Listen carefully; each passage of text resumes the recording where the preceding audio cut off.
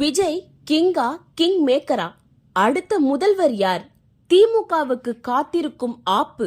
வெளியானது ஷாக்கிங் கருத்து கணிப்பு. 2026ஆம் ஆண்டு நடக்க போகிறது. தேர்தல் கிடையாது, தமிழ்நாட்டிற்கும் டெல்லிக்குமான யுத்தம் அப்படின்னு திமுகவும், தமிழக மக்களுடைய தலையெழுத்தையே மாற்றப்போற தேர்தல்னு அதிமுகவும் தீவிரமாக களத்தில் இறங்கி பணியாற்றி வருகின்றனர். முதல் முறையாக தேர்தல் களத்தில் குதித்துள்ள தமிழக வெற்றி கழகத்தின் தலைவர் விஜய் இந்த தேர்தலில் எந்த அளவுக்கு தாக்கத்தை ஏற்படுத்த போகிறார்?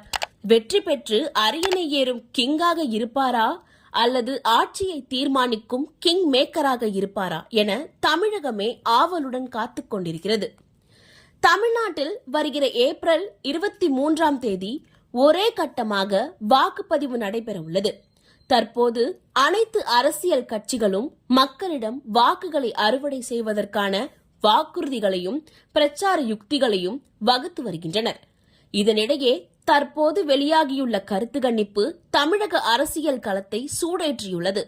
மேட்ரிக்ஸ் IAS என்ற நிறுவனம் வெளியிட்டுள்ள கருத்து கணிப்பின்படி அதிமுக மற்றும் பாஜக தலைமையிலான NDA கூட்டணி 114 முதல் 127 இடங்கள் வரை வெல்லக்கூடும் என தெரிவித்துள்ளது. அதாவது ஆட்சி அமைக்க பெரும்பான்மைக்கு தேவையான 118 இடங்களை கட்டாயமாக கைப்பற்றும் என குறிப்பிடப்பட்டுள்ளது. இவர்களின் வாக்கு சதவீதம் 39 முதல் 40% வரை இருக்கலாம் என மதிப்பிடப்பட்டுள்ளது. ஆளும் திமுக கூட்டணிக்கு இந்த தேர்தல் கடினமான சவாலாக இருக்கும் என இந்த சர்வே குறிப்பிடுகிறது. திமுக கூட்டணி 104 முதல் 114 இடங்கள் வரை பெற வாய்ப்பு இருப்பதாகவும், வாக்கு சதவீதம் 37 முதல் 38% வரை இருக்கலாம் என்றும் கூறப்படுகிறது. இந்த கருத்து கணிப்பில் வெறும் 2% தான் வித்தியாசம் இருப்பது ஆளும் கட்சியை பேரதிர்ச்சியில் ஆழ்த்தியுள்ளது. இந்த தேர்தலில் மிக முக்கியமானதாக விஜய் தலைமையிலான தமிழக வெற்றி கழகம் பார்க்கப்படுகிறது. முதல் தேர்தலிலேயே இந்த கட்சி 14 முதல் 15% வாக்குகளை பெறக்கூடும் என கருத்து கணிப்பு தெரிவிக்கிறது. இதன் மூலம் தாவேகா 6 முதல் 12 இடங்கள் வரை வெல்லும் வாய்ப்பும் இருக்கலாம் என கூறப்படுகிறது.